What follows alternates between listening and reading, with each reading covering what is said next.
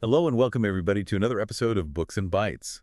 Today we're diving into the Analects of Confucius.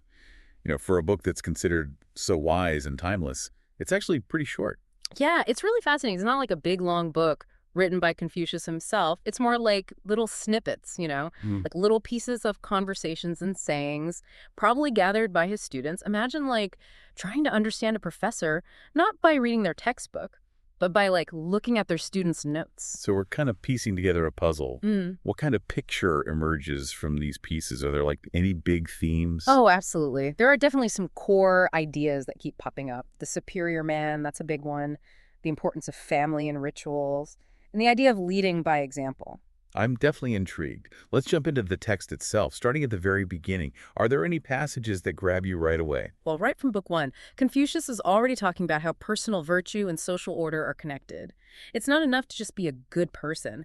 Your actions affect everyone around you, your family, your community, even the state. Like, take the first few lines. Is it not pleasant to learn with constant perseverance and application? You might think that's just about studying, right? But he immediately connects it to how you behave, how you treat others. Learning isn't just for your brain, it's about your whole way of being. Yeah, so it's not just about memorizing facts. It's about shaping your character. Exactly. And that leads us to the idea of the superior man, which comes up all the time in the book. Now, this isn't about being rich or powerful. It's about striving for a kind of moral and intellectual excellence. There's a line in Book 1, Chapter 12 that always gets me. The superior man seeks to perfect the admirable qualities of men and does not seek to perfect their bad qualities. So instead of trying to fix people, Mm. a superior man tries to help them be their best. I like Yeah. that. And notice how that connects to Confucius's idea of leadership. He believed rulers should be virtuous because everyone follows their example. Yeah, makes sense. Actions speak louder than words, right? Mhm. But how realistic is that? I mean, people in power, they don't always do the right thing. Yeah, well, Confucius knew that. He lived in a time of a lot of political turmoil. In Book 2, Chapter 3, he talks about two ways of governing. One is through laws and punishments, and the other is through virtue and good example. So one is about control and the other is about inspiration. Exactly. When people are ruled by fear, they might obey, but their hearts aren't really in it. But if they have a strong sense of right and wrong, then they'll do the right thing, even when no one's watching. You're saying true social harmony comes from within. Right. It's not something you can force. That's a pretty radical idea even today. It reminds me of that famous quote, "What you do not want done to yourself, do not do to others." Is that from the Analects? It is. It's called the Golden Rule. It shows up later on in Book 15. It's a perfect example of how Confucius takes these really complex ideas and boils them down into these short, memorable sayings. And it's all about empathy, right? Oh, Putting yourself in right. someone else's shoes. That connects to the idea of rituals, too. Absolutely. For Confucius, rituals weren't just empty actions, they were a way of showing respect and consideration for others. Even simple things like how you greet a guest or serve tea. It's about being mindful and intentional in all your interactions. So you're saying, even my morning coffee can be a ritual. Think about it. Are you rushing through your day on autopilot? Or are you present in each moment, treating every encounter with kindness and respect? Okay. I'm seeing how this all fits together now. Virtue ethics, social harmony, it's all connected.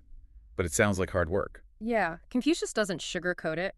He says that striving for virtue is a lifelong journey. It's full of challenges and setbacks. It's not about being perfect, it's about constantly trying to be better. So it's about progress, not perfection. Exactly. And there's a great passage in Book 2, Chapter 4, where Confucius describes his own journey. He talks about how at different ages he had different levels of understanding. Like at 15, he was focused on learning. At 30, he felt more sure of himself, and so on. It shows that wisdom isn't something you just get overnight. It takes time and dedication and reflection. And in the end, he talks about aligning your desires with what's right.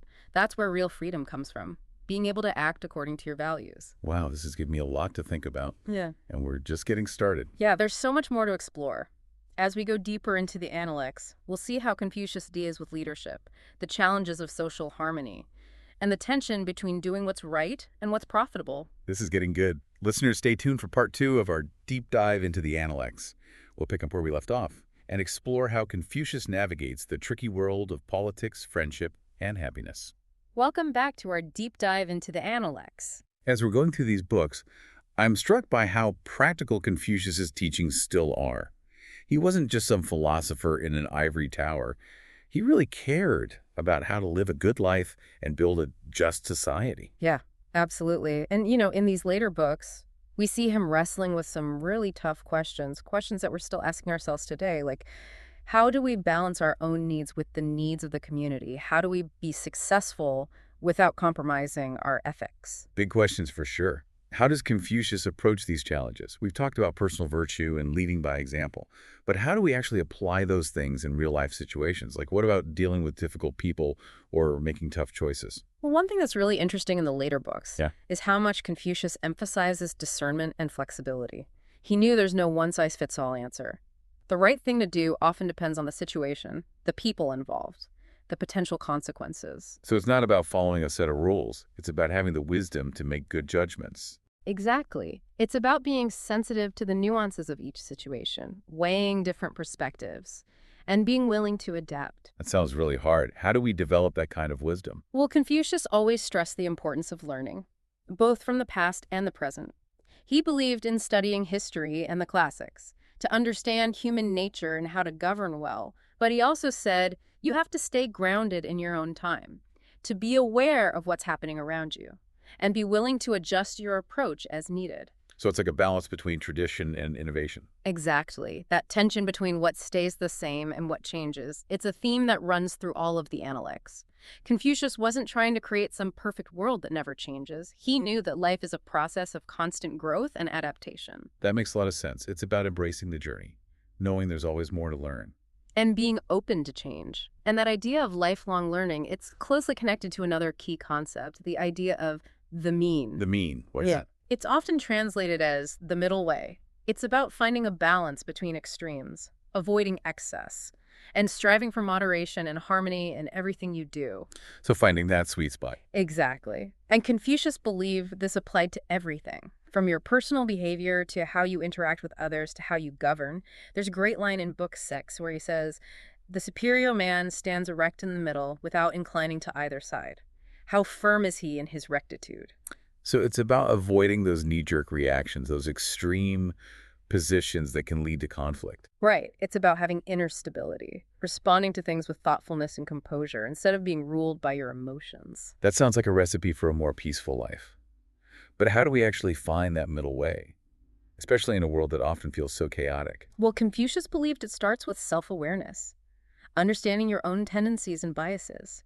He told his students to examine their thoughts and motivations, to figure out their strengths and weaknesses, and to work on developing virtues like patience, humility, and compassion. It's like that saying, know thyself. Exactly. And it also means paying attention to the context, the specific circumstances of each situation. What's moderate in one situation might be excessive or insufficient in another. So it's about being flexible and adaptable. Precisely. It's about letting go of rigid rules and flowing with the changes of life. You know what's really striking me?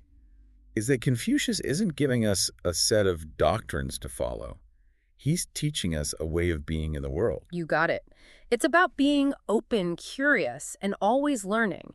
And that's reflected in how he taught. He didn't just lecture.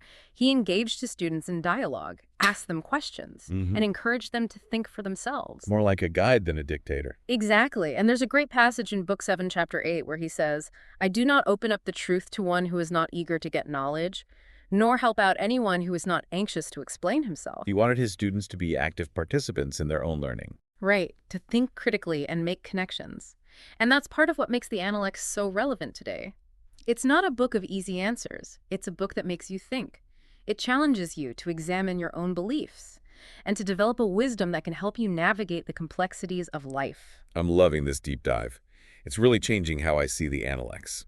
There's still so much to explore. In the next part, we'll delve even deeper into Confucius's teachings on friendship, family, leadership, and the meaning of life. Can't wait. Listeners, join us for part 3 of our deep dive into the Analects. We'll explore how these ancient teachings can still illuminate our lives today and inspire us to create a more just, compassionate, and harmonious world. Welcome back to our exploration of the Analects. We're in the home stretch now. What final wisdom does Confucius have for us? As we get into these last few books, I'm struck by how much Confucius connects the personal and the political, like the inner and the outer. It's not enough to just work on yourself. He's really challenging us to think about how our actions affect everyone around us, our families, our communities, the whole society. Right, we've talked about the superior man and how they can inspire others by their example.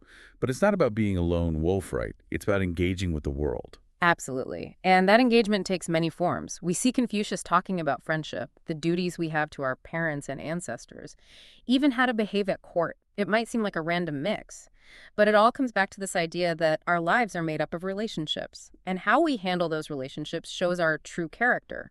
Wait, so you're saying, like, how I treat my friends is somehow connected to the well-being of the state? Think about it. If you're always gossiping or betraying your friend's trust, how can anyone trust you with bigger responsibilities? Confucius believed that being trustworthy, loyal, and respectful in your personal life, that's the foundation for a just and harmonious society. Okay, I see what you mean. It's like virtue isn't something you can just turn on and off. Right. How you act in one area of life affects all the others. And that brings us to one of the trickier parts of Confucian thought, especially for modern readers: filial piety. Yeah, that's where I sometimes struggle with Confucius. Blind obedience to authority, even in the family. It doesn't always sit right with me. I hear you. It's definitely a challenge to reconcile those ideas with modern values. But remember, we're talking about texts that are over 2,000 years old, and the cultural context was very different back then. But even within the Analects, there's nuance to the idea of filial piety. It's not just about obeying your parents without question, it's also about understanding them, carrying on their legacy, honoring their memory. And in some passages, Confucius even suggests that if a parent is doing something wrong, a child has a duty to try and gently correct them. So it's more about respect than blind obedience. Exactly. And it makes us think about our own family relationships. How do we balance our obligations to our parents with our own values? It's a question we all face at some point. Definitely something to think about. Yeah. As we wrap up the Analects, is there any passage that you see as kind of a final takeaway message? There's one in Book 15 that always stands out to me. Confucius says, "The superior man is distressed by his want of ability. He is not distressed by men's not knowing him." So he's saying it's more important to focus on your own growth and on what other people think of you. Exactly. True fulfillment comes from living by your values, from striving to be your best self, and from making a positive contribution to the world. It's not about fame or fortune. It's about inner strength, wisdom, and compassion. You know, it's amazing how relevant these teachings still feel. We live in a very different world than Confucius did. But the questions he asked and the challenges he posed, they're still so important today. I agree. His wisdom is timeless. He gives us a way of thinking about life that emphasizes ethics, responsibility, and the pursuit of well-being for both ourselves and others. It's not a set of rules, but a journey of learning and growth that can lead to a more meaningful and fulfilling life. This deep dive has given me so much to think about. Listeners, I hope you feel the same way. What stood out to you? How can you apply these ancient teachings to your own life? Keep those questions in mind. And as always, keep those lenses sharp.